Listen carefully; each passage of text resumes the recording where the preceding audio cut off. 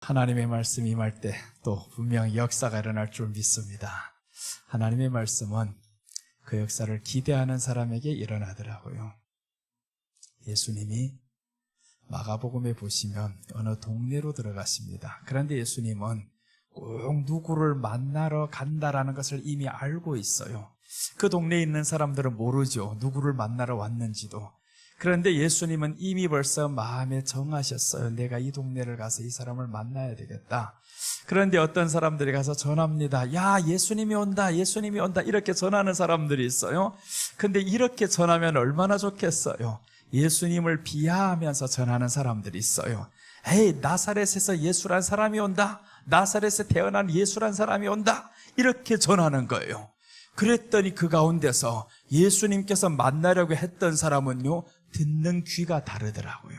마음의 자세가 다르더라 이겁니다. 나사렛 예수가 온다는 말을 했는데 어떤 사람이 나오더니 이렇게 말씀합니다. 다윗의 자손 예수야 라고 고백을 하는 거예요.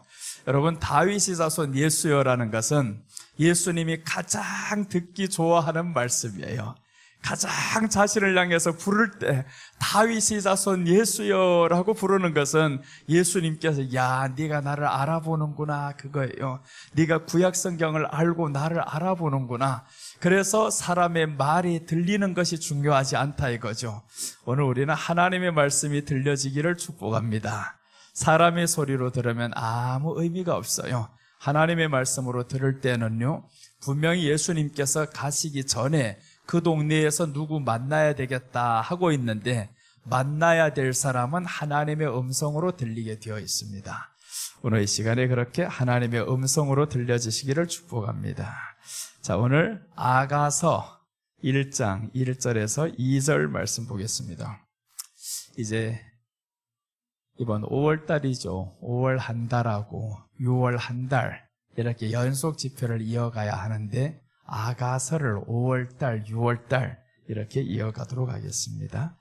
오늘 아가서 1장 1절에서 2절 말씀 보십니다. 우리 다 같이 말씀 읽겠습니다. 솔로몬의 아가라, 내게 입맞추기를 원하니 내 사랑이 포도주보다 나음이로구나. 아멘. 자, 여러분, 모든 성경은 예수님의 이야기예요. 다른 사람의 이야기 아니고 예수님의 이야기다 이겁니다. 그럼 오늘 솔로몬 이 아가서를 기록하는데 이 아가서도 누구의 이야기냐 하면 예수님의 이야기입니다. 문자적인 이야기는 솔로몬과 슐람미의 사랑 이야기예요. 이게 문자적인 기록이고, 그런데 실제로는 누구의 이야기냐 하면 예수님과 성도의 이야기를 의미하는 거예요. 그래서 오늘 솔로몬의 아가라 시작을 하면서 이렇게 되는데, 솔로몬은 누구를 예표하는 인물이냐 하면 예수님을 예표하는 인물입니다. 그래서 성경의 모든 사람은 다 예수님을 설명하고 있어요. 아담 때부터 시작해서 말라기까지 다 예수님을 설명하고 있습니다. 로마서 5장 14절에 보면 성경은 찾지 않아도 됩니다. 로마서 5장 14절은 이렇게 말씀합니다. 아담을 향해서 아담은 오실 자의 표상이라 라고 합니다. 오실 자의 표상이다, 그 말씀은 예수님을 예표하는 인물이다, 그 말씀이죠. 아담이 예수다라는 말은 아니에요. 그런데 아담이 예수님을 예표하고 오늘 솔로몬이 예수님을 예표하고, 그래서 항상 성경은 다 예수님에 대해서 기록하고 있음을 여러분 믿으시죠? 예수님을 기록하고 있습니다. 우리가 이해하지 못하는 구절을 봐도 예수님을 기록하고 있는 거예요. 레위기를 보면 참 이게 짐승 잡고 번제를 드리고 각을 뜨고 이런 것들을 보면 아유, 저 짐승 잡는 이야기가 왜 저렇게 많노 할 수도 있잖아요. 그런데 그 짐승이 예표하는 바는 예수님이에요. 예수님이 우리를 위해서 이렇게 처참하게 죽어주시는구나, 이것을 보라고 지금 여러 측면에서 말씀을 하는 거죠. 그래서 아담을 통해서도 예수님 말씀해 주시고, 오늘은 솔로몬을 통해서 예수님을 한번 봅니다. 자, 솔로몬의 아가라 시작하죠. 오늘 본문의 제목은 아가서, 서론의 의미입니다. 아가서 서론. 1절과 2절은 아가서에서 서론입니다. 서론에서 이렇게 소개를 하는 거예요. 이 책은 솔로몬의 아가라라고 지금 시작을 하죠. 그래서 처음 등장하는 이름이 솔로몬이 나옵니다. 솔로몬이 아가라 시작하는데, 자, 아가서 서론의 의미 첫째입니다. 첫째, 솔로몬 이름의 의미. 솔로몬 이름의 의미가 있어요. 왜 그럼 솔로몬을 이렇게 처음 등장시키면서 솔로몬의 아가라 했을까? 솔로몬 이름을 먼저 살펴봅니다. 솔로몬의 아가라 시작하죠. 솔로몬 이름의 의미는 평화, 평강 이런 뜻입니다. 평화, 평강 이름이 중요하잖아요. 솔로몬을 만약에 평화다, 평강이다 이렇게 이름 짓지 않고 솔로몬은 불안하다, 솔로몬은 두렵다 이런 이름이면 어떡하겠냐고요. 그런데 솔로몬은 평화다, 평강이다 이런 이름을 주셨어요. 그것은 예수님께서 우리 평강의 왕이 되심을 의미한다라는 겁니다. 예수님이 우리 평강의 왕이다라는 거예요. 솔로몬 아가라라고 했었는데, 아가라는 말씀은 이제 뒤에 설명할 건데, 이 솔로몬을 향해서 평강이다, 평화다 왜 그렇게 말씀하냐 하면, 세상에 사람이 살다 보니까 평화가 없어요. 평강이 없어요. 다윗 시대도 보니까 평화가 없습니다. 평강이 없습니다. 다윗을 보면 평화가 없고 평강이 없어요. 밤낮 쫓겨다니잖아요. 나라를 위해서 이렇게 헌신을 했었고 목숨 바쳤었고 사울을 위해서 충성을 다했는데, 사울은 내게 대하는 거 봐요. 어떻게 대하는가. 참 사람 마음에 들지 않게 놀잖아요. 죽이려고 하고. 그러니까 이런 것들을 보면서 세상이 그런 거예요. 우리가 세상에서 이렇게 노력하는데, 이렇게 열심히 살아가는데 그 대가를 제대로 받을 수 있냐? 그렇지도 않은 게 세상이다 이거예요. 다윗 시대를 보면 그렇습니다. 다윗이 오셨을 때 정말 수많은 사람들 위해서 살았어요. 그 어린 나이에 정말 나라를 구원해 보겠다고 한번 골리앗을 치러 나가잖아요. 그런데도 불구하고 사울은 다윗을 죽이려고 합니다. 이게 사람의 사는 현실이었어요. 그런데 이 다윗의 아들이 누구였냐면 솔로몬이었어요. 솔로몬. 그래서 솔로몬의 이름은 평화다, 평강이다. 다윗이 왜 그러면 솔로몬이라는 이름을 지어줬을까라는 거죠. 다윗이 후계자는 누구를 세웠냐면요, 다른 형제들이 아니었습니다. 솔로몬을 후계자로 세웠어요. 그럼 다윗은 누구를 예표하냐면 또 예수님이잖아요. 다윗은 고난이 많아요. 그럼 고난이 많고 쫓겨다니고 이런 것들을 보면서 다윗은 어떠한 인물로 살아가냐 하면 고난당하신 예수님을 예표하는 거예요. 솔로몬은 누구냐 그러면 고난을 이겨내신 이 예수님께서, 고난당하신 이 예수님께서 이제 아들에게 나라를 물려주잖아요. 그러니까 다윗 이후로부터는 솔로몬에게는 평강이 있는 거예요. 그래서 다윗이 지어주신 이 모든 은혜로, 그렇다면 이제 예수님이 이 땅에 오셨을 때는 이제 고난이었습니다. 십자가를 통한 고난이었어요. 예수님이 우리에게 주신 이름이 이제 하나 있는데 평강이 있을지어다인 거예요. 평강이 있을지어다. 그래서 다윗의 아들은 솔로몬으로 나오는데 여러분은 이제 우리가 솔로몬으로 나아갈 수 있습니다. 왜 그러냐 하면 예수님께서 우리에게 주신 것이 하나 있어요. 그게 바로 평강이다 이거예요. 내가 있을 때는 평강이 없었다 이거죠. 내가 이 땅에 왔을 때는 평강이 없었어요. 나를 죽이려 하는 사람들만 있었습니다. 그런데 예수님께서 오셔서 그 죽음을 이겼습니다. 그러니까 이제 예수님이 우리에게 줄 수 있는 게 있다 이거요. 평강이다 이겁니다. 그래서 이제 아들의 이름을 솔로몬이다라고 했는데 예수님이 우리 평강의 왕이다 이겁니다. 여러분, 우리에게 예수님이 평강의 왕이십니다. 오늘 우리가 평강이 없을 때도 있어요. 환경 한번 돌아보세요. 평강이 있는가? 그렇지도 않아요. 매 순간마다 평강이 있냐? 그렇지도 않습니다. 세상의 삶은 평강이 없지만, 그러나 예수님 안에 들어왔을 때 우리는 평강 누릴 수 있습니다. 오늘 이 시간에 평강을 선포합니다. 평강이 임합니다. 그래서 우리에겐 평강이 있다 이거예요. 평강도요, 예수님의 이름으로 계속 선포할 때 이 평강이 계속 커지게 되어 있습니다. 우리는 수시로 이 마음의 평안을 빼앗깁니다. 왜 그러냐면 마귀들이 와서 계속 빼앗고자 하잖아요. 마태복음 13장에 보면 예수님께서 씨를 뿌립니다. 씨를 뿌리는데 누가 와서 먹냐 하면 새들이 와서 먹는다 이거예요. 하나님의 말씀이 우리 안에 뿌려져서 분명히 평강이 왔는데 새들이 와서 먹어버린다 이거예요. 그러면 새들을 쫓아내야 되잖아요. 뭐로 쫓냐? 이제는 우리에게는 예수님의 이름이 있으니까 말씀으로 선포해서 쫓아내야 되는 거죠. 오늘도 나는 평강으로 왔는데 누가 나를 기분 완전히 망치게 노는 사람들이 있어요. 어떤 말로 인해서 기분 망치게 놀죠. 행동으로 인해서 내 기분 깨버리죠. 그럴 때마다 우리 안에는 예수님의 이름이 이제 평강의 이름으로 왔었잖아요. 나는 바로 너희 평강의 왕이다, 솔로몬이다, 이렇게 이 이름으로 오셨어요. 그래서 우리는 예수님의 이름으로 우리에게 평강을 선포하시기를 바랍니다. 평강이 선포될 때 항상 이 안에 작은 것으로부터는 커지잖아요. 그럼 우리 안에 불안도 마찬가지죠. 불안이 자그마한 것들이 찾아왔는데 이거 쫓아내지 않으면 점점 커집니다. 평강이 들어왔을 때 평강을 계속 선포하면 반대로 평강이 커지는 거죠. 그래서 여러분, 우리 안에는 평강을 선포해서 평강이 크게 되시기를 바랍니다. 평강이 크게 되면 여러분들이 얼굴에 평강이 드러나고 있으면 사람들이 알아요. 와, 평강이 왔다, 이럽니다. 여러분, 이제 이렇게 얼굴에 평강이 보여지시기를 바랍니다. 사람들이 여러분들 바라볼 때 뭐라고 말씀하겠어요? 아유, 불교 다니시나요? 이러면 안 되는 거예요. 그거 아니잖아요. 마귀가 좋아하는 사람이 있고 이단이 좋아하는 사람이 있대요. 어떤 사람들이 이단에 많이 빠지냐 봤더니 원불교 제일 많이 빠진답니다. 그 원불교가 뭐냐? 원망하고 불평하고 교만한 사람. 그 원불교는 얼굴에 쓰여 있습니다. 얼굴에 딱 쓰여 있어. 나는 원불교다. 네가 한마디만 해봐라. 내게는 원망이 터져나간다, 불평이 터져나간다, 교만이 나간다. 이런 사람이 얼굴에 평안이 있겠습니까? 절대 없죠. 평안이 없어요. 그래서 평안은 어떤 사람에게 있냐 하면 예수님의 마음을 가진 사람.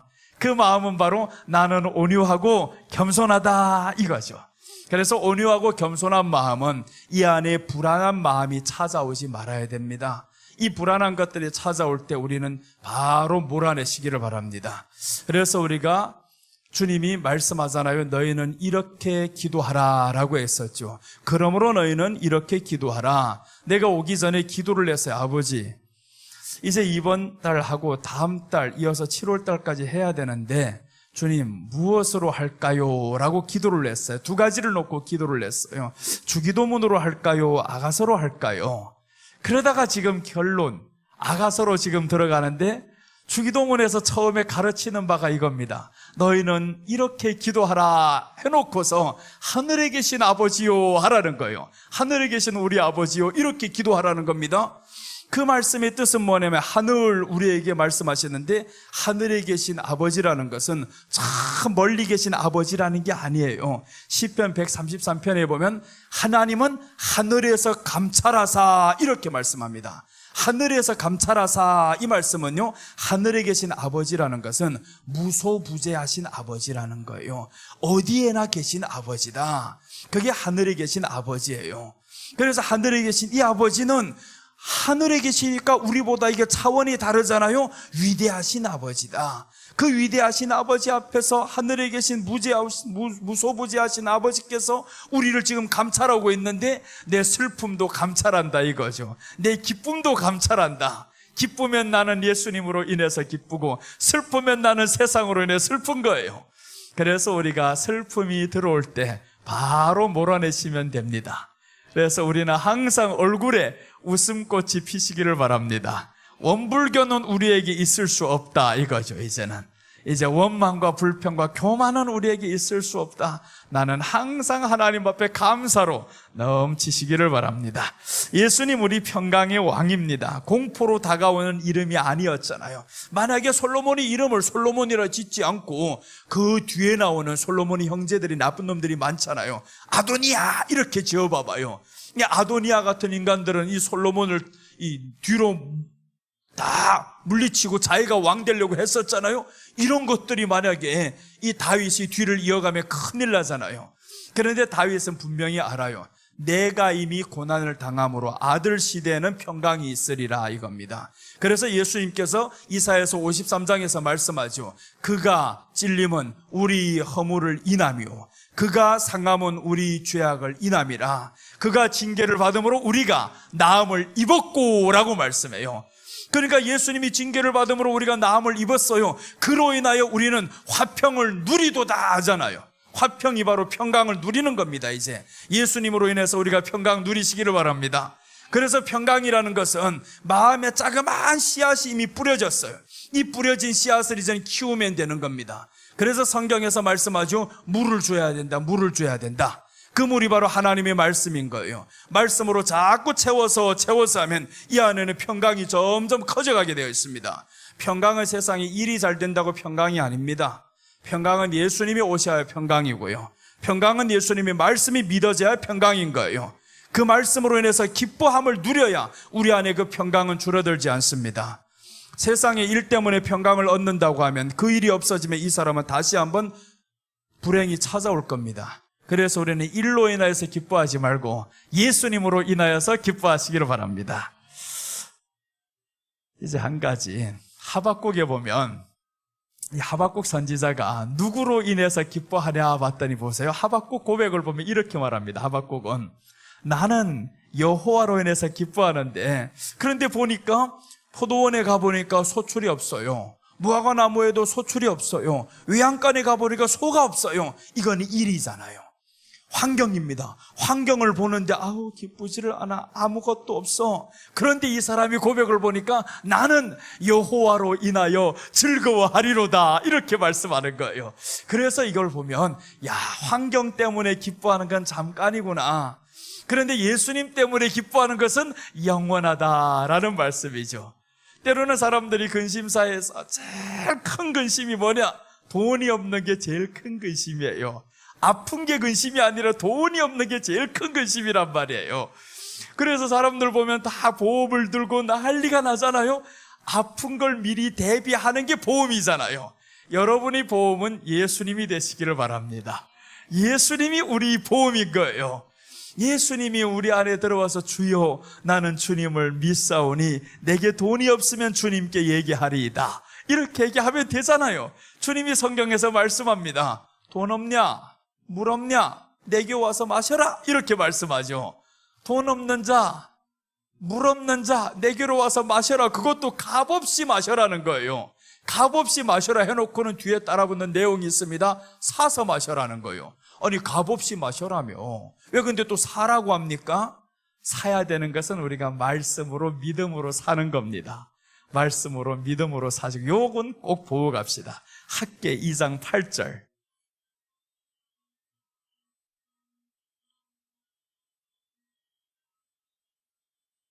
학개 2장 8절 우리 다 같이 읽겠습니다. 은도 내 것이요 금도 내 것이라 만군의 여호와의 말이니라. 금도 내 것이요 은도 내 것이다. 저 뒤에 만군의 여호와의 말이니라, 이 말씀이 붙을 때는 너무 확실하다 이 말입니다. 이것은 하나님의 맹세인 거예요. 만군의 여호와의 말이니라, 이것은 하나님의 맹세입니다. 은도 내 것이다, 금도 내 것이다. 왜 이렇게 말씀을 했냐면 포로로 살아가는 사람들에게 참 불행합니다. 돈을 제대로 쓸 수가 있냐? 먹을 것 제대로 먹을 수가 있냐? 나라가 강하지 못하니까 모든 것 얻어도 또 잃을까 두렵고, 이런 사람들에게 지금 하시는 말씀이 바로 은도 내 것이요 금도 내 것이니라 라고 말씀하셨어요. 그래서 우리는 은을 가지시고 금을 가지신 하나님만 가지면 다 내 것이다 이거잖아요. 우리는 하나님을 소유하면 모든 것 다 가진 겁니다. 이제 하나님을 소유하시고, 그래서 오늘 솔로몬이 이름의 의미가 바로 예수님 우리 평강의 왕이다 했는데, 그 예수님께서 우리에게 평강의 왕으로 오셨어요. 그 예수님이 이제는 우리와 함께 걸어다니는 예수님이 아니고 우리 안에 계신 예수님인 거예요. 자, 우리 한번 성경 찾아보겠습니다. 이사야서 9장 6절 한번 봅니다.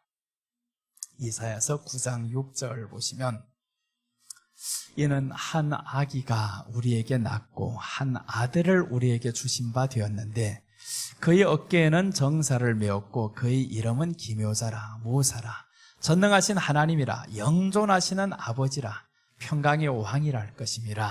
자, 여러분 이 말씀은 누구냐 하면 이 말씀은 삼위일체의 종합판이에요. 자, 보시면 한 아기가 나오죠. 한 아기가 우리에게 낳고 했는데 이 아기는 예수님을 예표합니다. 예수님이 이제 나오십니다. 한 아기가 나오는데 한 아들을 우리에게 주신 바 되었는데 그의 어깨에는 정사를 메었고 그의 이름은 기묘자라 모사라 전능하신 하나님이라. 그럼 아기 이름이 뭐예요 지금? 전능하신 하나님이잖아요. 이 아기가 하나님이라는 거예요. 그래서 예수님이 이 땅에 오셨을 때 하시는 말씀이 나와 아버지는 하나이니라 하신 겁니다. 나와 아버지는 하나이니라. 그래서 이제 아기가 나오는데 이 아기 이름이 전능하신 하나님이라. 그리고 두 번째 이름, 영존하시는 아버지다라고 합니다. 영존하시는 아버지라. 세 번째 이름, 평강의 왕이다. 오늘 솔로몬인 거예요. 평강의 왕이다. 그래서 예수님께서 평강의 왕으로, 전능하신 하나님으로, 영존하시는 아버지로 우리에게 이 땅에 오셨어요. 이 땅에 오셨는데 이 예수님이 말씀하시는데 내가 가지 아니하면 너에게 유익하지 않다라는 거예요. 내가 가는 것이 너에게 더 유익하다라는 겁니다. 그럼 보세요. 왔다가 가버린다는 거예요. 가는 이유가 있습니다. 예수님이 그대로 있으면 우리와 그래서 함께 살 수 있는 존재밖에 안 되는 겁니다. 공간이 초월이 안 되잖아요. 몸을 가지고 왔으니까. 그런데 예수님이 가시면 그때부터는 누구로 오냐면 성령으로 오셔요. 성령으로 오시면 예수님의 이름을 믿는 모든 사람에게 성령님이 들어오신다라는 거죠. 그러니까 이제 성령님이 우리 안에 들어오시기 위해서 예수님은 십자가에 못 박혀 죽어야 한다라는 겁니다. 그래서 성경이 말씀하시는 바가 내가 가는 것이 너에게 유익하다라고 했습니다. 그러니까 우리는 십자가에 못 박혀 죽으신 예수님이 우리에겐 참 고마우신 것이죠. 안 죽었으면 우리가 불행해집니다. 예수님이 십자가에 못 박혔다가 저 아래 사람들이 그때 보면 성경이 그렇게 말씀하죠. 당신이 하나님의 아들이면 내려와 봐라. 그럼 우리가 믿겠다. 근데 예수님이 그래 내가 하나님의 아들인 건데 한번 보여줄게. 내려왔어요. 그럼 어떨까요? 그럼 끝났어요. 그럼 예수님이 못 가요. 내려와서 저들하고 너 봤지? 네, 올라간다. 다시 올라가면 끝났습니다. 이거. 그러면 시간이 지나요. 성경이 말씀하는 그 시간이 지난단 말이에요. 그러니까 오늘 이 예수님이 절대로 사람의 말에 흔들리지 않고 내가 가는 것이 유익하다. 네가 믿든 안 믿든 나는 가는 것이 유익하다 이겁니다. 그러니까 예수님이 가야 성령님이 오니까 그 성령님이 이제 우리 안에 들어왔는데 이 성령님 안에는 예수님도 계시고 하나님도 계시고 삼위일체 하나님이 우리 안에 다 계신 거예요 지금. 그러니까 그 하나님이 이제는 구약의 하나님은 볼 수 없는 하나님이에요. 만질 수 없는 하나님. 신약의 하나님으로 오신 이 예수님은 공간을 초월 못해요. 그래서 이 예수님이 이스라엘 땅에만 있었지. 가는 곳마다 사람들 고쳤지. 우리 한국에서는 그때 누가 고침받아요? 못하잖아요. 그러니까 이 예수님이 가는 것이 유익하다 이겁니다. 가는 것이 유익했는데 예수님이 가시면서 보내주신 그분이 바로 성령님이셨어요. 성령님으로 우리 안에 지금 들어오셨어요. 그래서 성령님으로 들어온 여러분들은 뭘 해야 되냐면 평강의 왕이다. 이제는 평강을 선포해야 됩니다. 평강이 선포 안 되면 그러면 하나님의 나라가 이루어지지를 못하는 거예요. 하나님의 나라는 평강입니다. 하나님의 나라는 두려움이 없어요. 그래서 이제 하나님 앞에서 범죄했던 아담과 하와가 첫 번째로 받았던 마음이 뭐냐면 두려워하여 받았습니다. 범죄를 했더니 두려워지잖아요. 아프니까 두려워지잖아요. 그게 하나님의 나라를 잃은 사람들의 모습인 거예요. 그래서 우리가 문제만 생기면 두려움이 찾아옵니다. 얼굴에 수심이 가득해집니다. 그건 또 하나님의 말씀을 내가 지금 적용하지 못하고 있구나. 빨리 깨달아야 되는데 그렇지를 않아요. 이게 하루 지나가고 이틀이 지나가고 10일이 가고 한 달이 가고 이렇게 가다 보면 우울증이 옵니다. 우울증은요 믿는 사람에게도 똑같이 찾아옵니다. 똑같이 오는데 그거는 목사님도 마찬가지예요. 똑같이 와요. 왜 오느냐? 처음에 들어왔던 요 씨앗을 뽑지 못하면 이게 자라게 되어 있어요. 그래서 야고보서 1장에서 말씀하죠. 욕심이 잉태한 즉 죄를 낳고 죄가 장성한 즉 사망을 낳느니라 라고 했어요. 욕심이라는 것이 우리 안에 잉태한다. 다른 말로 하면 그게 죄인 거예요. 그게 바로 우울한 마음이에요. 불안한 마음이에요. 이런 것들이 들어오면 그럼 빨리 뽑아야 되는데 근데 이게 들어와서 잉태를 한단 말이에요. 잉태를 해요. 한 주가 지나고 한 달이 지나고 그럼 드디어 이제 보이잖아요. 이게 보통 보면 이제 임신을 하면 보인단 말이에요. 이게 가서 보니까 한 2달, 석 달이 지나 이게 벌써 형체가 다 보이기 시작해요. 커지기 시작합니다. 그럼 이건 이때는 죽이기 어려워요. 그래서 우리가 이 안에 들어오는 것이 성경의 마태복음에서 말씀하죠. 한날 괴로움은 그날의 족하니라. 그날의 족하니라 하신 이유가 잉태하지 못하게 하라. 이게 잉태하면 문제가 된다 이거예요. 잉태해서 커지기 시작하면 죽이지 못한다 그때부터는. 그러니까 우리 안에 우울한 것들이 들어오면요 바로 당날에 쫓아버리셔야 되는 거예요. 누구에게 상처받았어요? 힘들어요? 빨리 쫓아버리면 됩니다. 어떻게 하든지 내 안에 우울한 것들 들어오면, 기쁘지 못하게 하는 것들 들어오면 쫓아버려야 되는데, 생각해보니까 기분이 아주 나빠 이거. 아유, 내가 그 사람만 생각하면 밥도 먹기 싫어. 그래가지고 안 먹었어요. 안 먹으면 너 밤에 잘 때 기도가 되겠어요? 아침에 일어나 그래도 새벽 기도 가야지. 또 갔는데 세상에 또 그 인간 생각하면 짜증나 이거. 예배가 됩니까? 안 되잖아요. 그래도 자기는 예배를 드렸다는 거예요. 그러다 그 얼굴 마주치면 마치 사탄을 본 것 같아요. 그런데 사탄 일을 할 수 없으니까 또 겉으로는 집사님 이런데 이 안에는 피가 흘러요. 이러다 보니 이 안에 멍이 들기 시작하죠. 점점 더 커집니다. 이게 잉태하는 것들이 밖에서 보이지 않으니까 그렇지. 그런데 보이지 않는 그것이 우울증이라는 병으로 들어옵니다. 그래서 우리 안에 우울증과 조울증이 갖추면 사람 잡아요 이거는. 그러니까 우리 안에 이런 것들 들어오지 못하게 해야 되는데, 미움이 극도로 차면 조울증으로 바뀝니다. 슬픔이 극도로 차면 그때는 우울증으로 바뀝니다. 조울증이 오면 그때는요 이게 자기 감정이 컨트롤이 안 됩니다. 그러니까 우리들이 성경에서 마음을 다스리라 하죠. 가인에게 찾아왔던 마음의 조울증이에요 이게. 오늘날 현대의학으로 보면 동생이 밉잖아요. 미웠는데 왜 미웠냐? 예배를 드렸는데 나하고 달리 너는 칭찬받는 예배를 드리고 나는 책망받는 예배를 드린 거예요.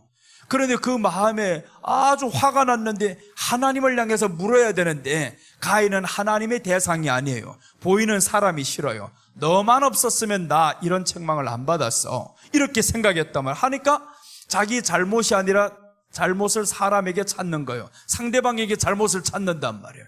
그러니까 이 사람의 마음에는 미움만 남습니다. 이 미움이 커지다 보니까 사람을 죽이죠. 사람을 죽인다. 그래서 우리들 마음에는 미움이 들어와도 빨리 없애야 되고요, 두려움이 들어와도 빨리 없애야 되고요, 우울함도 미움도 똑같습니다. 들어오면 싹이 트지 못하게 잘라버리시기를 바랍니다. 싹은 오직 이 싹만 키우시기를 바랍니다. 요 싹, 요거 있죠? 요 싹만 키우시면 됩니다. 싹트네 싹트네 이거만 키우면 되는 거예요. 요 싹을 키워야 되는데 이 싹은 키우지를 못하고 자꾸 미움의 싹만 키운단 말이에요.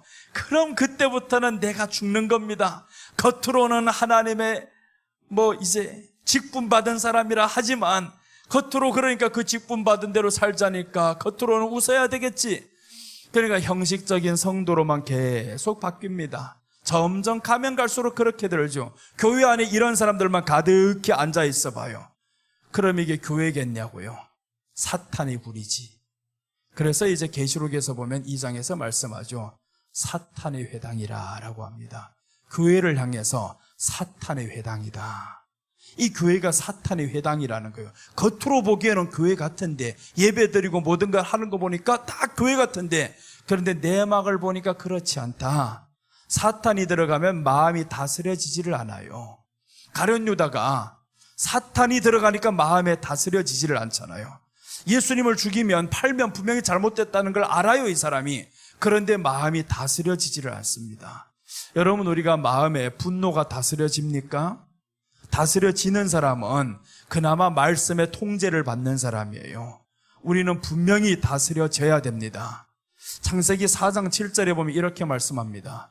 죄의 소원은 내게 있으나 너는 죄를 다스릴지니라 라고 했습니다. 죄의 소원은 우리 안에 다 있습니다. 누가 나를 건드렸는데, 누가 나를 굉장히 상처 입히는데 어찌 웃고 있을 수가 있습니까? 그럴 수는 없어요. 그럼 화는 나요. 그런데 다스리자 이겁니다. 다스려야 됩니다. 이 죄를 다스리지 못하는 순간 죄가 안에서 점점 자라면서 나를 죽이는 거예요. 이 죄는 남도 죽이지만 가장 죽이기를 원하는 것은 나를 죽이기를 원하는 게 이놈의 죄예요.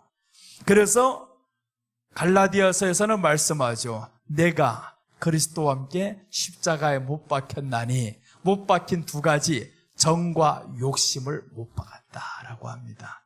내가 십자가에 못 박혔는데 정과 욕심을 못 박았다. 그래서 우리 안에 이 두 가지를 못 박았다라는 사실을 계속 하나님 앞에서 시인을 해야 됩니다. 나는 오늘도 죽었어요. 예수님의 이름으로 살아가는 이 하루요.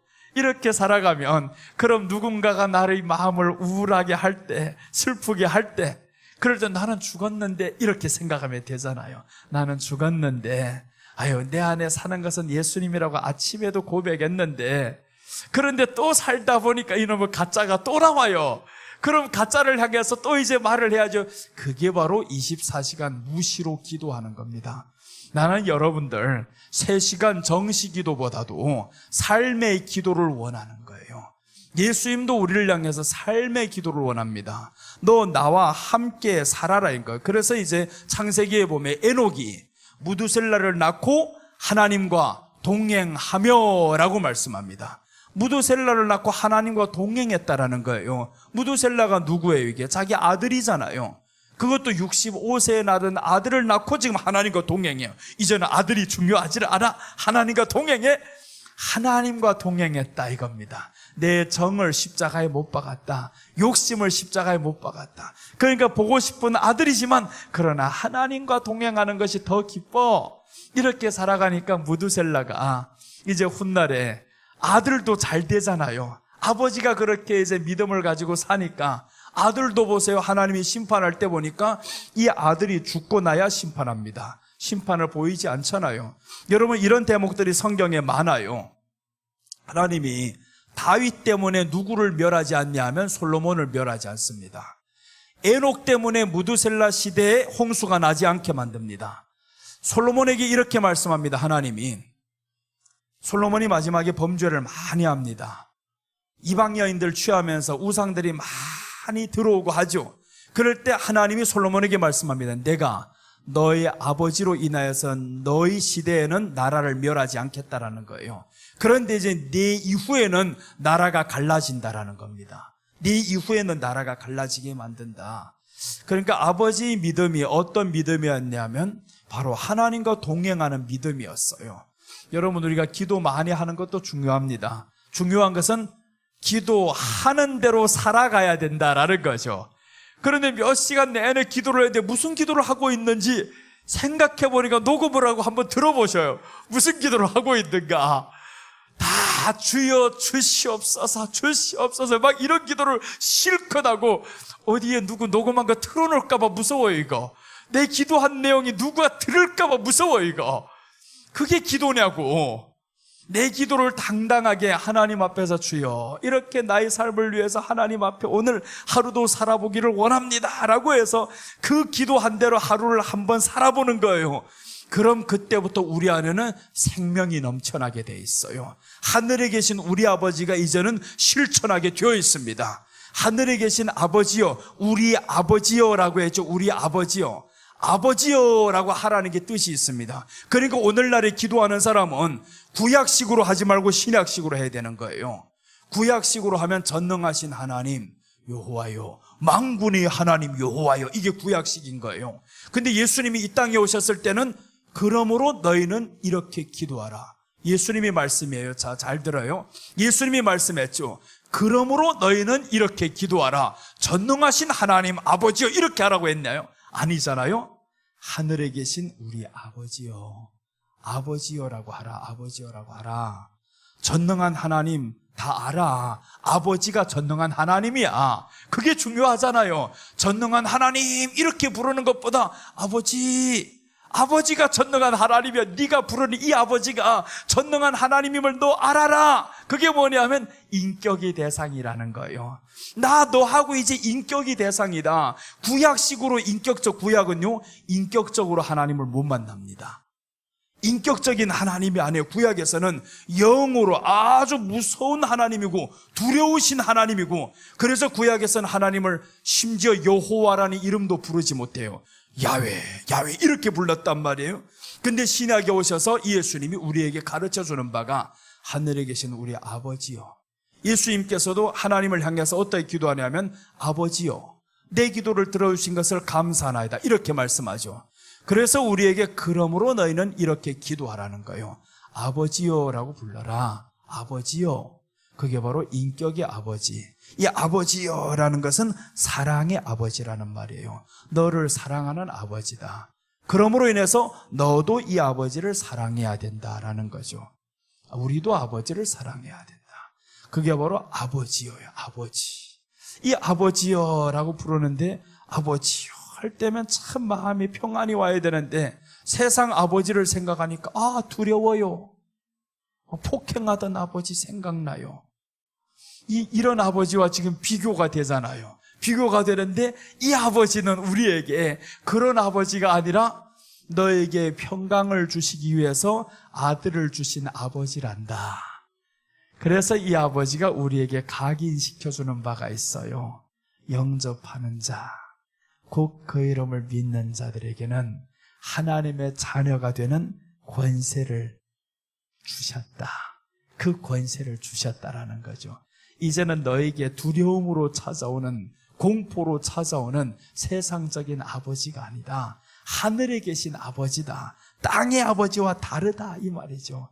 인격의 아버지. 그래서 우리가 찾는 이 하나님, 우리가 기도하는 이 기도는 다른 종교의 기도와 다르다 이겁니다. 우리가 인격의 아버지와 대화하듯이 하지 못하면 그럼 결국 불교에서 하는 기도와 똑같습니다. 불교에서, 다른 종교에서 하는 기도는 인격이 없어요. 그러니까 자기가 구하는 것만 실컷 108배를 하든 3000배를 하든 다 하고 내 할 것 다 했다 하고 이러고 가버리잖아요. 근데 우리 아버지는 그렇지 않아요. 아버지는 인격의 아버지니까 대화를 하기 원한다 이거죠. 대화를 하기 원하고 사랑을 하기를 원한다. 나 너하고 좀 말하고 싶다 이거죠. 그래서 우리 안에 오늘 평강의 왕, 이렇게 다가오신 아버지가 왜 이렇게 주셨을까? 세상에는 평강이 없어요. 이렇게 평강이 없는 이 시대에 나는 너에게 평강의 왕으로 왔다. 그게 바로 솔로몬 예수님 평강의 왕이다라는 겁니다. 솔로몬 이름의 의미, 바로 예수님은 평강의 왕이십니다. 오늘 그 예수님의 평강이 저와 여러분에게 임하기를 축복합니다. 그 평강이 있을지어다. 평강이 있을지어다. 예수님 부활하셔서 첫 번째 하신 말씀이 내니 두려워하지 말라 하죠. 내니 두려워하지 말라.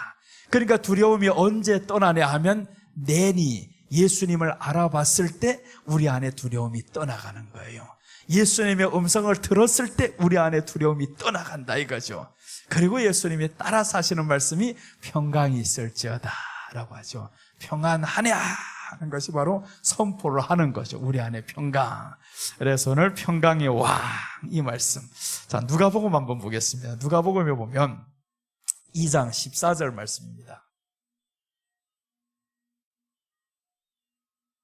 2장 14절 이어서 나오는 말씀인데 조금 더 깊이로 가면 지극히 높으신 곳에서는 하나님께 영광이요 땅에서는 하나님이 기뻐하신 사람들 중에 평화로다 하니라. 이것은 예수님이 이 땅에 이제 오셨을 때예요. 오셨을 때인데 이때 지금 이제 지극히 높은 곳에는 하나님께 영광이라는 거예요.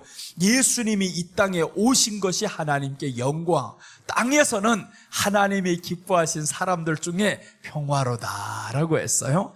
그럼 땅에서 평화를 누가 받냐 하면 하나님이 기뻐하신 사람들 중에 하나님이 기뻐하는 사람들이 있다라는 거죠.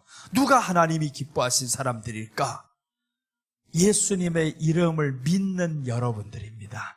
믿는 여러분들이라 하는 말은 또 다른 말로 하면 그 예수님의 이름 때문에 기뻐하고 그 이름으로 인해서 만족하는 사람이 바로 믿는 것입니다. 그래서 예수님의 이름을 믿으면 우리는 하나님의 자녀가 되었잖아요. 자녀가 되었으면 우리에게 권세가 옵니다. 그럼 권세가 왔다라는 건 어디의 권세냐? 하나님 나라의 권세가 우리에게 왔어요.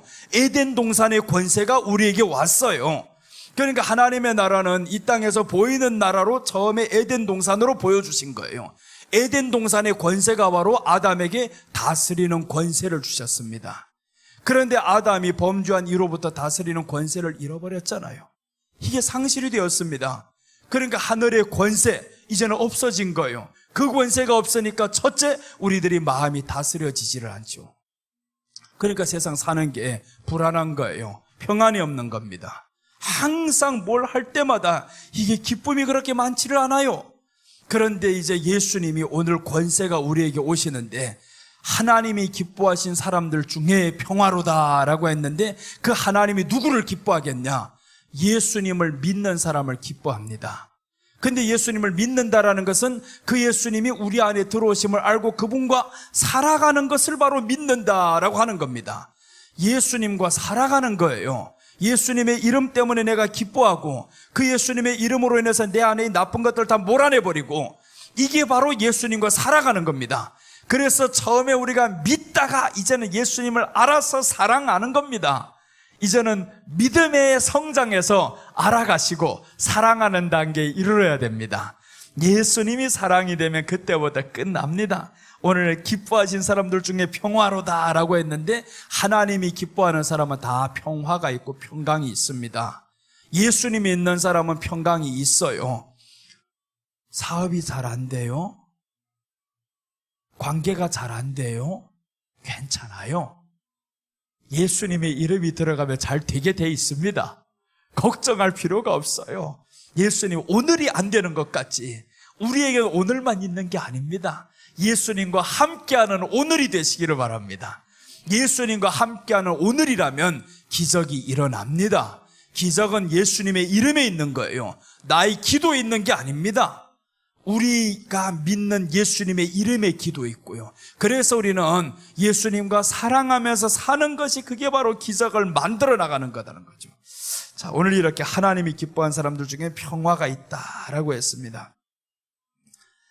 솔로몬 시대에 어디에서부터 어디까지 하나님이 정해준 이 땅이 있어요. 그런데 어디까지만 평화가 있냐면 요 정해진 구역 안에서만이 평화가 있습니다. 그걸 벗어나면 평화가 없어요. 자, 그 말씀 한번 보겠습니다. 열왕기상 4장 25절입니다.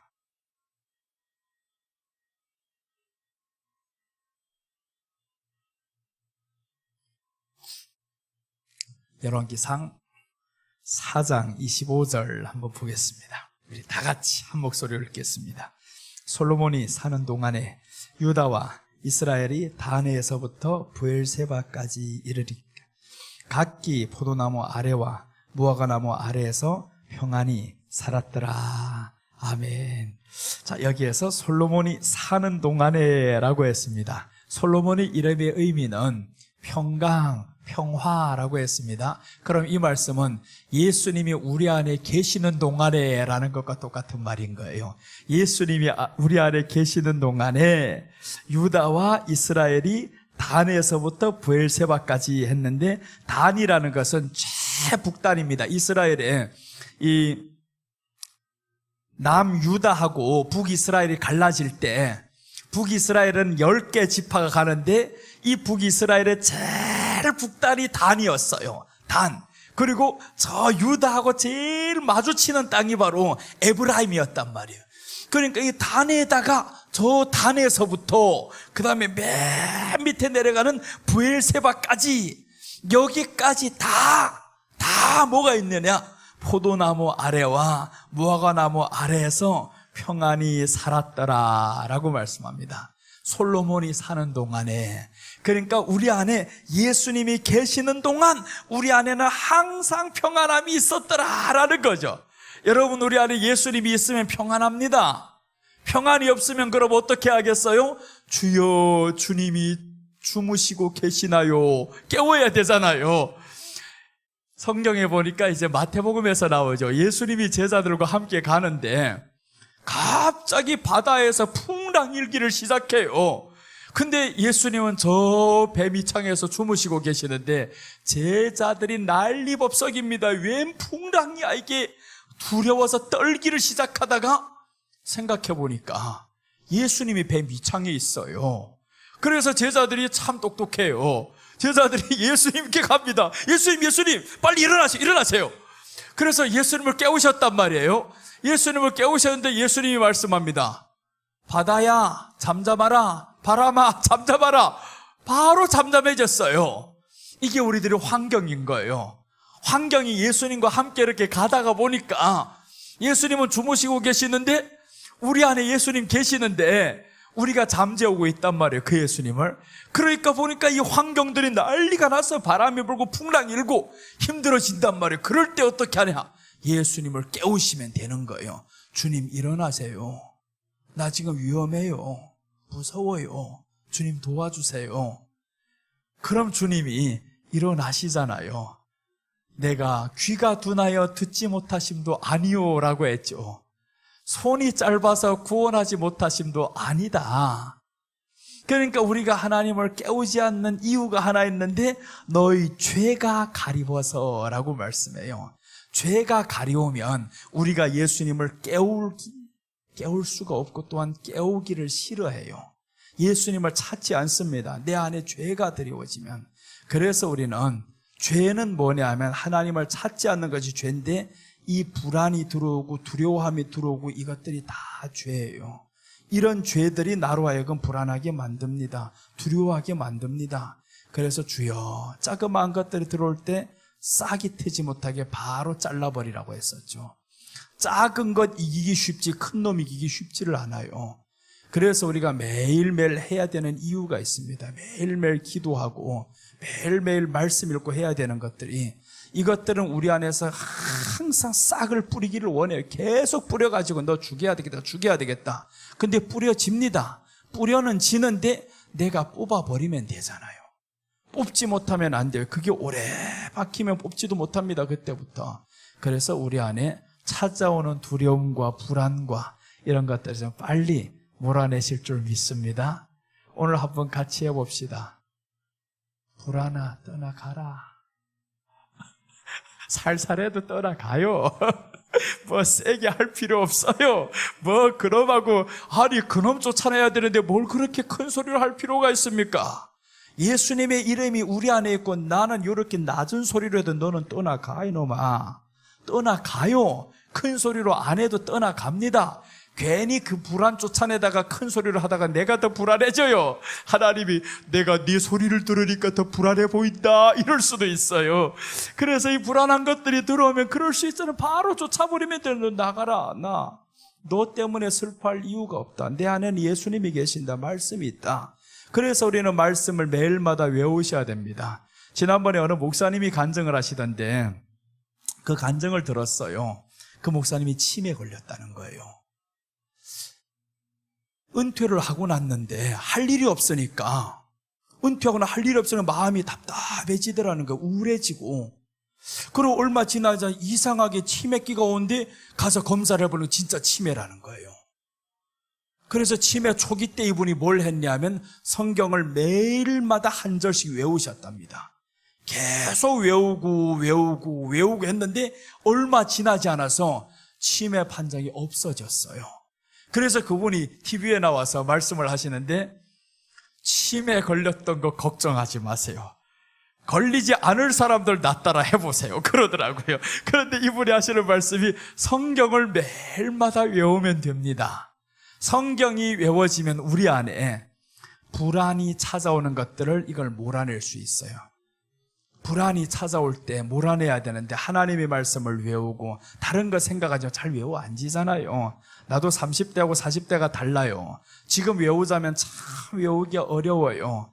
30대는 한 번만 보면 바로 외워졌는데 지금은 외웠던 것도 잊어버릴 판이에요. 자꾸 외웠던 것도 자꾸 잊어버립니다. 지금 수천 구절을 외웠었는데 어느새 지금은 이걸까 저걸까 헷갈릴 때가 있어요. 그래서 생각이 안 나면 성경에서 하는 거예요. 성경에서 몇 장 몇 절을 모르겠어요. 그래서 성경에서 이제 복음서에서 이거를 장절이 생각 안 난다 그 말인 거예요 지금. 자, 여러분, 그래서 우리 안에는 평강이다. 솔로몬이 사는 날 동안에는 평강이 있었는데 그 솔로몬은 평강의 왕이에요.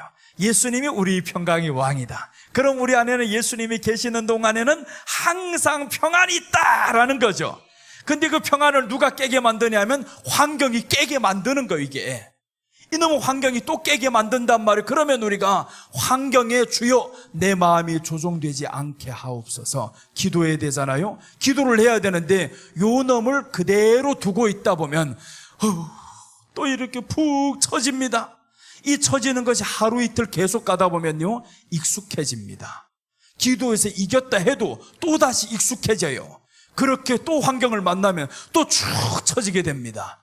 이렇게 자꾸 익숙해지면 이것들은 알아요. 조그만 환경만 주면 쟤는 넘어져 안단 말이에요. 근데 반대로 환경이 딱 와도 우리는 바로 이겨버리면 이기는 것에 또한 익숙해져요. 그럼 우리 안에 딱 들어오면 그때부터는 쉬워지죠. 누구 나를 욕하는 사람이 있어요. 그런데 나는 그 소리를 들으면 처음에 기분이 아주 나빠요. 아주 나쁜 건 사실이에요. 기분 좋지는 않아요. 그런데 우울함까지는 찾아오지 않습니다. 불안함까지 찾아오지를 않아요. 바로 말합니다. 속으로 말하는 거예요. 내가 듣지 못해서 다행이다. 첫째, 내 앞에서 직접 욕하지 않아서 다행이고, 내 앞에서 욕하는 사람이 있어요? 그러면 주여 칼로 찌르지 않아서 감사하잖아요. 말로 찌르는 거는요 나만 안에서 딱 방비를 해버리면 못 들어옵니다. 나만 안에서 방어를 하면 그게 뭐로 방어를 해야 되냐? 말씀으로 방어를 해야 되는 거예요. 이 말씀으로 딱 철갑을 딱 입어버리고 그렇게 하면 누군가가 나를 말로 상처를 입혀도 내가 철갑을 두른 듯 딱 해버리면 그게 어디로 들어옵니까? 못 들어와요. 말로 주는 상처 별것 아니다. 이렇게 가야 되는데 근데 말로 주는 상처가 아주 깊숙이 들어와서 몇 년 동안 계속 생각나는 이런 말들이 있어요. 그런 말들이 있으면 그거는 병으로 갑니다. 그래서 여러분 우리가 하나님의 은혜는 우리 안에 깊숙이 새기시고 사람의 말은 흘러버리시기를 바랍니다. 사람의 말을 흘려버려야 돼. 별것 아닌 말 가지고 뭘 그렇게 오래오래 생각하고 그걸 은혜에 곱씹으면서 묵상할 필요가 없잖아요. 성경은 하나님의 말씀을 묵상하라는데 주야로 묵상하며 했는데 근데 사람들이 가끔씩 보면 하나님의 말씀은 묵상은 안 하고 사람의 말은 자꾸 묵상을 해요. 또 다시 떠오르고 그러죠. 그게 사람의 말이 묵상이 잘 돼요. 그럼 하나님이 얼마나 외롭겠어요. 내가 한 말씀은 내가 묵상은 안 하고 제가 하는 말은 왜 저렇게 묵상이 잘 되냐. 그럼 하나님이 하시다가도 슬프잖아요. 너는 기도를 하는데 사람의 말만 자꾸 묵상하더라. 너 내 말을 좀 묵상해봐라. 그러지 않겠어요? 그래서 우리가 하나님의 말씀을 묵상합시다. 그 말씀을 묵상을 하다 보면 사람의 말은 생각나지를 않아요. 슬픔이 있을 때 어떻게 슬픔을 이기냐? 더 큰 기쁨이 오면 슬픔이 잊혀집니다.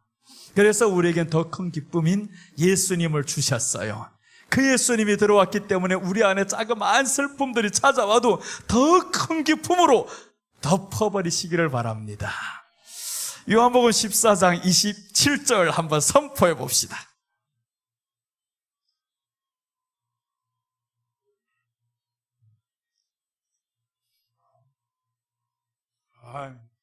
우리 감림산 기도원에서 나는 우리 집 같아서 너무 좋은 게 물을 마음대로 마실 수가 있어서 좋아요.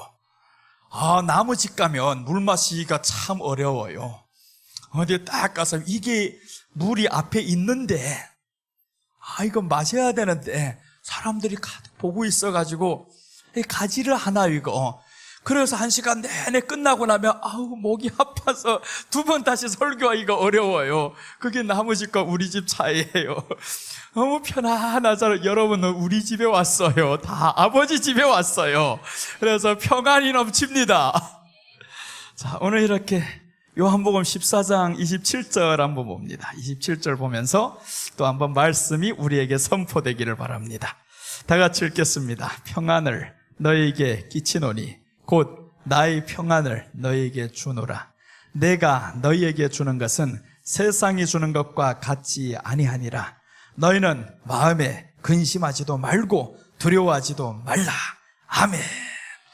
오늘 이렇게 선포합니다. 너희는 마음에 근심하지도 말고 두려워하지도 말라. 두려워하지도 말라. 근심하지도 말라. 오늘 예수님이 말씀하죠. 내가 나의 평안을 너에게 주노라 라고 했어요. 주님이 자신의 평안을 우리에게 주니까 두려워하지 말라는 거예요. 지금 환경 때문에 두려워하지 말라. 내가 준다 이거예요. 내가 준다.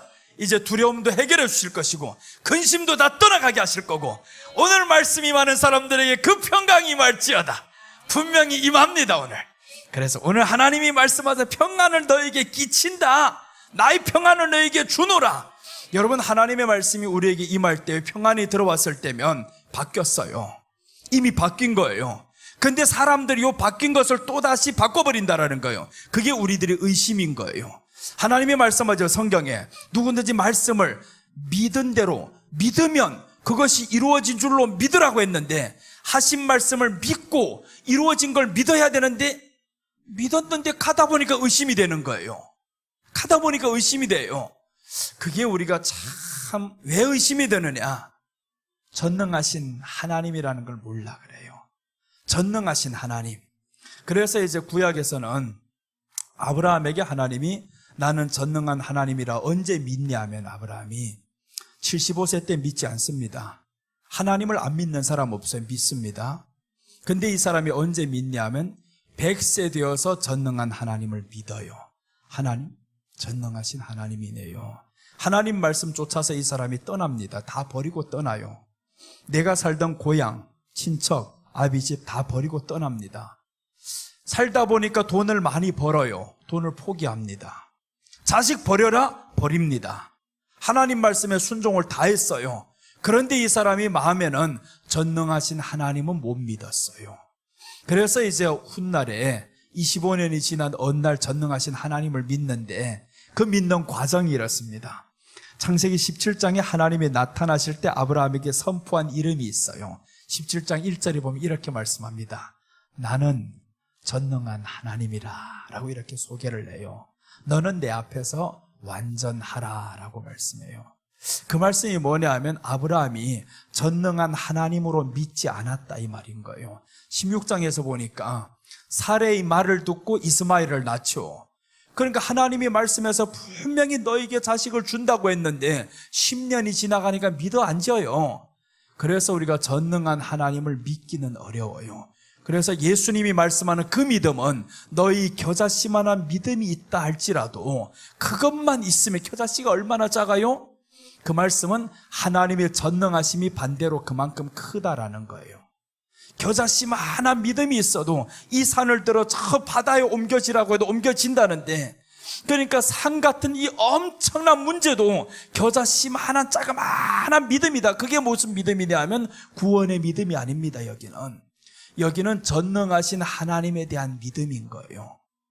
전능하신 하나님에 대한 이 믿음을 사람들이 가지기 어렵다 이거예요. 너무 어려워요. 왜 그러냐면 우리는 전능하신 속성에 대해서 몰라요. 그 전능하신 하나님에 대해서 체험을 못 해봤어요. 그렇다 보니까 전능하신이라 이 말이 우리에게는 생소합니다. 단어는 알지만, 단어는 아는데 창조주에 대한 이 개념이 잘 안 서요. 그래서 이제 아브라함이 그 전능하신 하나님을 알아가는데 다 버렸으면서도 불구하고 전능하신 하나님을 잘 못 믿어요.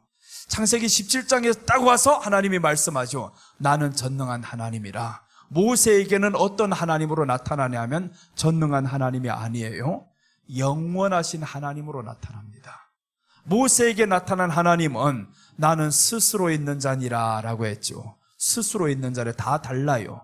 하나님의 이름이 나타나는 그 모든 것이 다른데 모세는 스스로 있는, 나는 영원한 하나님이다 이렇게 나타나는데, 아브라함은 영원한 하나님이 아니에요. 전능하신 하나님이다.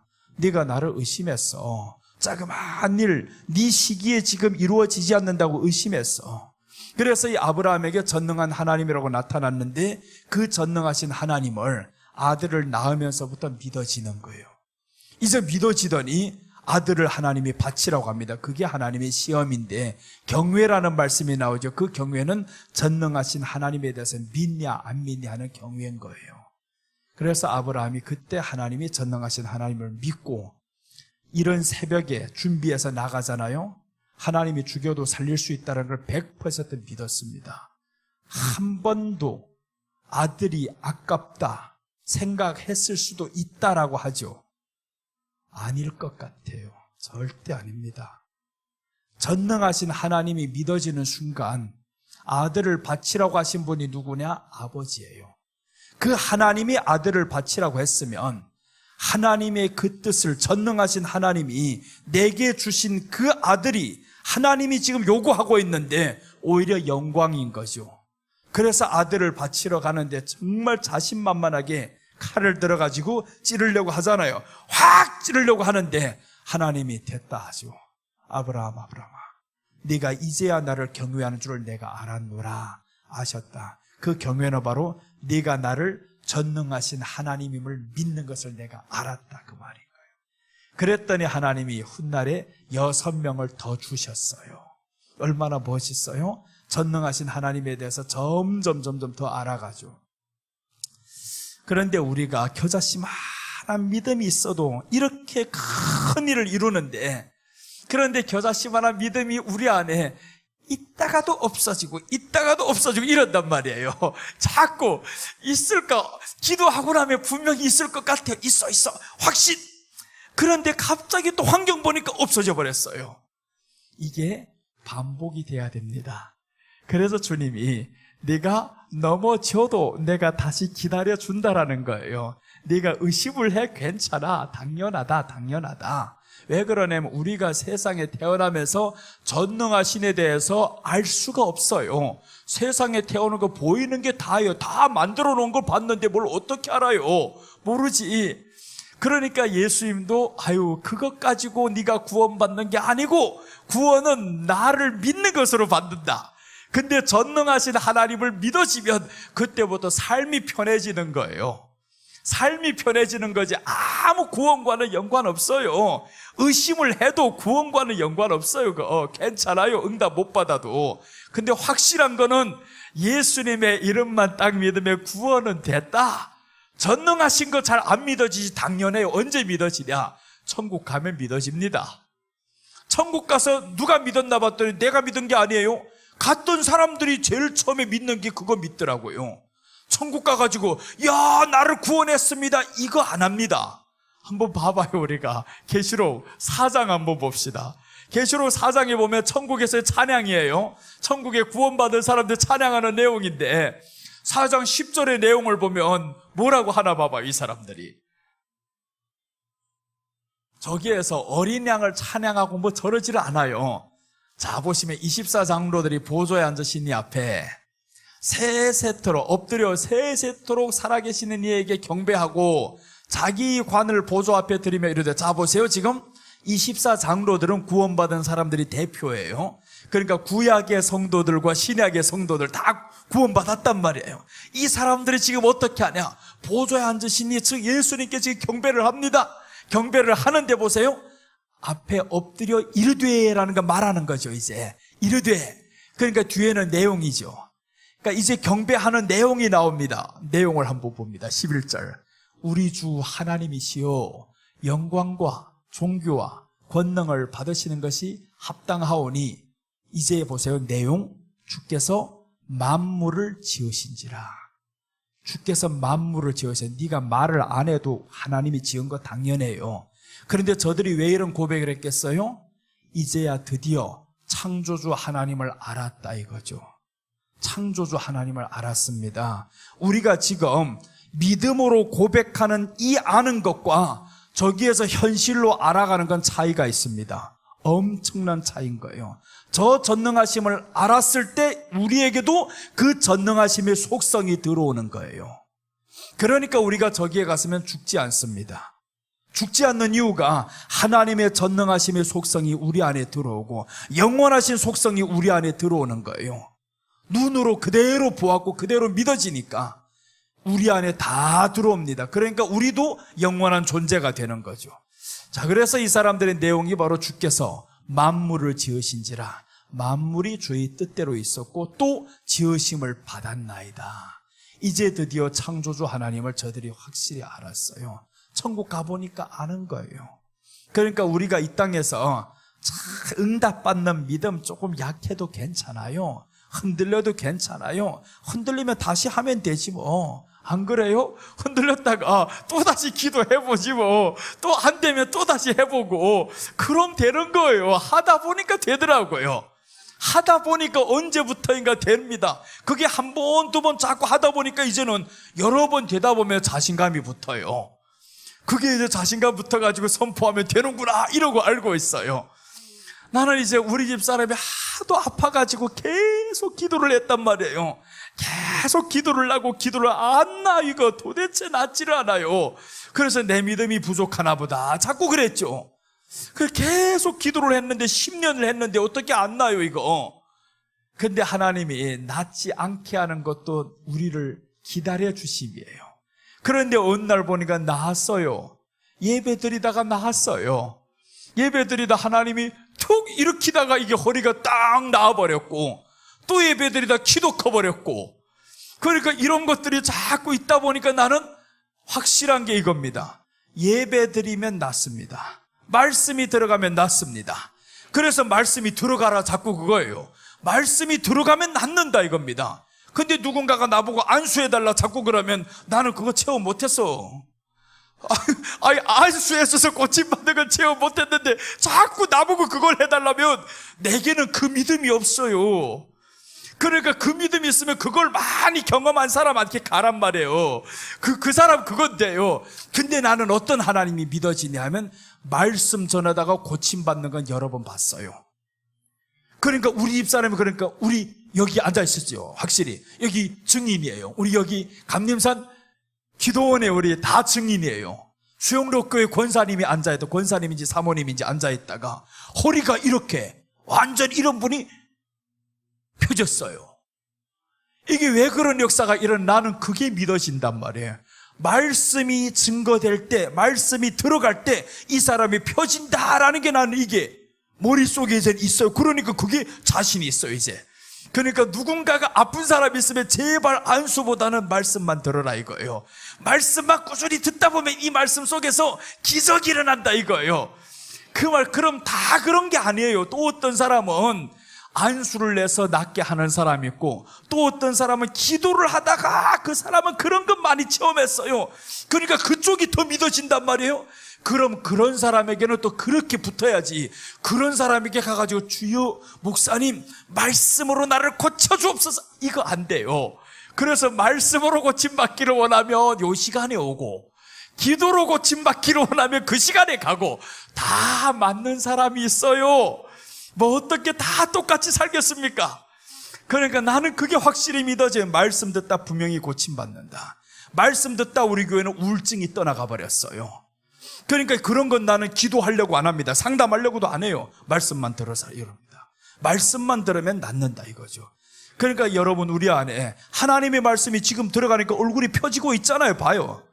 말씀이 들어가는데 얼굴이 안 펴져요? 얼굴이 펴진다라는 것은 우리 안에 세포들이 살아난다 그 말인 거예요. 지금 세포들이 살아나고 있어요. 지금 이 안에서 세포들이 살아나면 암세포들이 죽는 겁니다. 암세포들은요, 우리 세포가 얼굴 세포들이 죽어가기 시작하고 슬픔에 잠겨 있으면 이 암세포들이 신나버려요. 야 드디어 니들이 다 죽는구나 이러고 있지. 그런데 우리가 자꾸 좋아하고 말씀이 들어올 때 아멘하고 말씀이 들어올 때 이상하게 내가 기분 좋다 막 이러고 있으면 그럼 이것들이 옆에서 이게 자기들 기가 죽잖아요. 그때부터 세포들이 듣고 있다잖아요. 세포들이 분명히 듣고 있답니다. 그래서 우리가 그걸 알잖아요. 이 태아 교육할 때 봐봐요. 애가 한 달이 됐다는데 엄마들은 자꾸 노래를 켜놓고 있어요. 애가 듣냐 하고 지도 잘 안 들으면서. 근데 애가 듣는 줄 어떻게 믿고 거기에다가 노래를 켜주고 찬양가 켜주고 누군가가 막 욕하고 썩내려고 하면 애가 듣는다. 교육이 안 좋다고. 태아 교육이 안 좋다고 그러잖아요. 듣는 줄 알아요. 그게 누가 듣냐 하면 애가 듣는 것 같지만 세포가 듣는 거예요. 우리 안에 세포들이 들어요. 내가 불안해하면 세포들이 다 알아요. 그럼 이게 암세포들이 살아나는 거예요. 자꾸 살아나요. 그래서 우리는 하나님의 말씀이 오늘 평강의 왕이에요. 솔로몬의 평강의 왕. 이 평강의 왕인데 예수님이 우리 평강의 왕. 그 예수님이 이제 우리 안에 있어요. 오늘 첫째 시간에는 여러분들 평강이 우리 안에 쭉 풍만하게 임하시기를 바랍니다. 이제 내일부터 둘째 시간인데 아가예요. 아가. 이제 솔로몬 아가를 들어갑니다. 아가. 아가라는 뜻은 뭐냐 하면, 아가라는 건 노래라는 뜻이에요. 가장 즐거운 노래, 이게 아가예요. 아가. 오늘 요 아가만 소개하고 마치겠습니다. 아가의 의미, 둘째는 솔로몬의 아가라 했는데, 아가, 아는 맑을 아예요. 맑을 아. 가장 맑은 노래다 이거죠. 가장 맑은 노래다. 그럼 이 말을 다른 말로 하면 가장 아름다운 사랑의 노래다 그 말이잖아요. 사람과 사람 사이에 가장 맑은 노래, 사랑의 노래예요. 그래서 가장 아름다운 사랑의 노래가 누군가 봤더니 솔로몬과 술람미의 사랑이 가장 아름다운 노래, 즉 우리와 예수님과 사랑의 노래가 가장 아름답다 이거예요. 가장 아름다운 사랑의 노래는 뭐냐? 예수님을 찬양하는 것이 사랑의 노래입니다. 가장 아름다운 노래. 그래서 우리 안에 예수님을 찬양 입으로도 해야 되고요, 예수님을 찬양하는 것을 웃음으로도 해야 되고, 부모는요 자식이 웃기만 하면 좋아해요. 그저 웃으면 제일 좋아요. 울면 왜 울어 막 엄마가 자신도 눈물이 나요. 뭔지도 모르고 애가 계속 울고 있으면 엄마의 마음에 슬퍼요. 그게 아버지가 그래요. 자식이 웃고 있으면 제일 좋아요. 아이고 내 자식이 저렇게 웃고 있다. 예수님 때문에 웃는 거 다 알죠. 우리가 뭐 미쳤다고 그저 웃겠습니까? 아니잖아요. 어디 웃을 일이 그렇게 많아요? 그런데 우리가 누구를 받았냐면 예수님을 받았기 때문에 아이 무작정 기뻐 막 이러면 예수님도, 하나님이 보시고 이야 너도 참 내 속성이 있나 보다 그러잖아요. 하나님이 무작정 기뻐요. 이 땅에 오셨을 때 예수님이 무작정 기뻤습니다. 그래서 이제 하늘에는 영광이요 라고 하잖아요. 예수님이 에잉 하고 태어났는데 하늘에는 영광이다, 땅에는 기쁨이다 라고 말씀하는 거예요. 예수님이 임하는 사람은 무조건 기쁘면서 하나님을 높이게 되어 있습니다. 주님을 찬양합니다. 우리들이 삶에 갔다 왔다 찬양만 하시면서 가시기를 바랍니다. 그죠? 운전하다가 사고 안 나는 방법은 내가 이제 알아냈어요. 집회 마치고 올라갈 때마다 계속 주여 아유 졸려가지고 죽을 지경이에요. 오늘도 운전하고 오면서 얼마나 졸리는지 2번이나 사고 날 뻔했는데 원장님이 옆에 앉아있단 말이에요. 그러니까 내가 할 짓을 못하는 거예요. 이거 원장님이 쉬고 계시지 전화를 하시지 하니까 나는 땀을 흘리면서 주여 막 이러고 지나가는데, 원장님이 없으면 나는 어떻게 가냐 하면요, 운전하다가 예수의 흘린 피 아멘 아멘 할렐루야 막 이러면서 가는 거예요. 그러면 어차피 아무도 없어, 차 안에 나 혼자뿐이 없어요. 그러다가 주야 막 소리치고 난리 납니다. 잠 다 깨버려요. 언제? 예전에는 그러질 않았어요. 갈 때마다 아우 피곤하다, 아유 피곤해 막 이러고 있었는데 눈을 억지로 뜨려고 했는데 너무 피곤하면 잘 안 떠져요. 그런데 이제는 가면서 그러질 않습니다. 무조건 잠 올 때 시작해서부터 갈 때까지 끝까지 찬양하면서 기도하면서 가다 보니까 도착했는데도 멀쩡해요. 예전에는 집회 마치고 새벽에 딱 출발해서 가면 자야 됩니다. 하루 종일 자야 되는데, 그래 하도 피곤하니까 우리는 금요 예배도 없애버렸어요. 집회를 마치고 딱 가면 진짜 왜 그런지 나이도 어린 게 피곤해요. 예전에는 14번을 설교했는데 지금은 줄였어요. 못하겠어요. 그래서 지금 새벽 예배를 안 하고 하는데, 예전엔 다 했단 말이에요. 10주간을 이렇게 계속 갔다 왔다 한 번씩 해보면 진짜 피곤합니다. 그래서 하다 보니까 금요일 날 나 못하겠어요. 성도들 보고 우리 새벽 금요 예배 주십시다. 이렇게 하다가 자꾸 나오니까, 그래서 이렇게 하다가 가면 잤는데 요즘은 안 잡니다. 요즘은 가면서 힘이 나요. 찬양을 하면서 5시간 가는데 찬양을 하면서 신나게 가다 보니까 야 졸릴 틈이 없고 내가 너무 기쁜 거예요.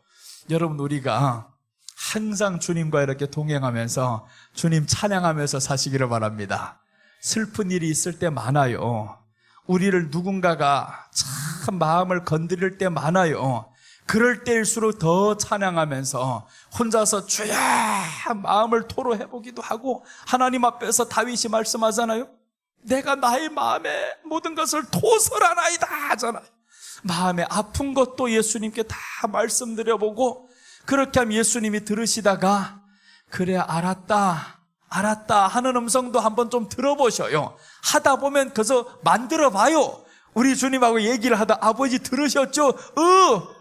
우리 아버지가 이러는 것 같아요. 그래서 내가 아픈 것도 아버지에게 다 말해보고 내 혼자 스스로 대답을 해봐요. 아버지가 대답하신 것처럼 나는 지금 알고 믿고 있나이다. 이렇게 해서 5시간을 그리고 가면요, 이야, 천국에서 사는 것 같아요. 여러분, 오늘 우리들의 삶이 참 세상이 어두워요. 좋은 소식보다는 나쁜 소식이 앞서게 되어 있고, 그럼에도 불구하고 우리에게는 예수님의 이름이 있어요.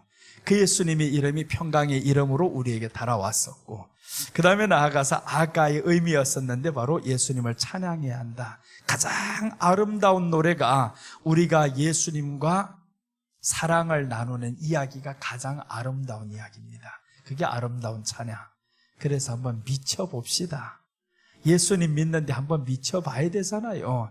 정말 남들에게 저 보이는 데가 미칠 필요 없잖아요. 어떤 사람은 보이는 데가 미치고 있죠. 밖에 나가서 막 이러고 저 미쳐서 뛰는 사람 말고요, 혼자 있을 때 주님 앞에서 한번 미쳐보는 거죠. 와, 우리 주님 내가 왔소이다. 이런 거 얼마나 재밌어요. 주님 앞에 왔습니다. 이렇게 주님 앞에 한번 기도도 해보고, 그렇게 하다 보면 재밌잖아요. 여러분, 이제 기도가 재밌으시기를 바랍니다. 기도 남에게 들려주는 기도가 아니에요. 우리 주님 앞에 나의 마음을 다 아뢰는 기도요.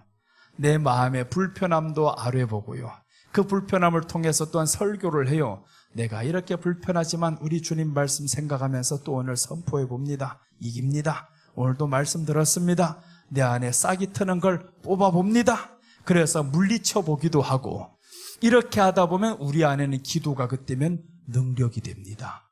정말 다스려집니다. 그렇게 다스려지다 보면요, 질병도 다스려집니다. 상대방의 마음도 그때부터 다스려지는 거예요. 나는 지난주까지는 방언하는 의미를 잘 몰랐어요. 우리 성도가 예전에 한 2달 전인가 새로운 사람이 있는데, 기도를 하다 보니까 이상한 방언이 막 터지기를 시작했어요. 근데 그 자매가 막 펑펑 울어요. 뭔가 하나님께서 크게 은혜를 주셨다 이러고 있었어요, 그때는. 근데 어제 주일이었잖아요. 주일날 새벽에 꿈을 꿨는데, 꿈속에서 내가 말을 못하고 있어. 이놈의 귀신이 와서 나를 꽉 잡고 말 못하게 하는 거예요. 온몸이 묶여가지고 너무 힘들어. 그래 내가 꿈속에서 이놈의 사탄아 떠나가라고 하는데 입이 열리지를 않아요, 꿈에서. 그래서 예수의 피, 속으로 예수님 피, 예수님 피, 예수의 피, 예수님 하다가, 그러다가 꿈에서 방언을 해요. 꿈에서 방언을 하다가 이게 꿈속에서 입이 터져버렸어요. 꿈속에서 방언을 하는데 이 방언하는 소리가 현실로 나가버린 거예요. 우리 집사람이 옆에서 듣다가 뭐라고 하는데 알아는 못 들어. 지금 뭐라고 하는데 나를 쳐다보고 있어. 지금 깨우지도 못하겠고. 그러다가 내가 방언하는 소리에 명령하는 거예요. 내가 지금 이 마귀를 향해서 쫓아내는 기도를 한다라는 것을 내 영이 알아요. 그러면서 입이 팡 터지는데, 그 곡조가 언제 곡조였냐? 그 자매를 위해서 기도할 때 그 곡조였어요. 그래서 그때 알았어요. 어제 새벽에 그때 그 기도가 이 내용이었구나라는 걸 알았어요. 여러분, 우리가 하나님 앞에서 기도를 하다 보면 점진적으로 성장할 때가 있습니다. 우리 주님과 대화하는 기도. 이제는 더 이상 혼자 떠들다가 가는 기도가 아니요, 정말 주님과 대화해서 내 마음을 풀어요. 내 마음에 슬픈 것도 주님과 대화를 해서 풀어보기도 하고, 사람과 말을 해봐야 풀리지도 않습니다. 어디에 가 소리쳐봐도 풀리지도 않아요. 그래서 우리 주님 앞에서 한번 울어보기도 하고. 그런데 우울증 있는 사람들은 그렇게 하지는 말아요. 우울증 있는 사람들은, 정말 내가 우울증 사람들 많이 대해봤어요. 깊이 기도하지를 말아요.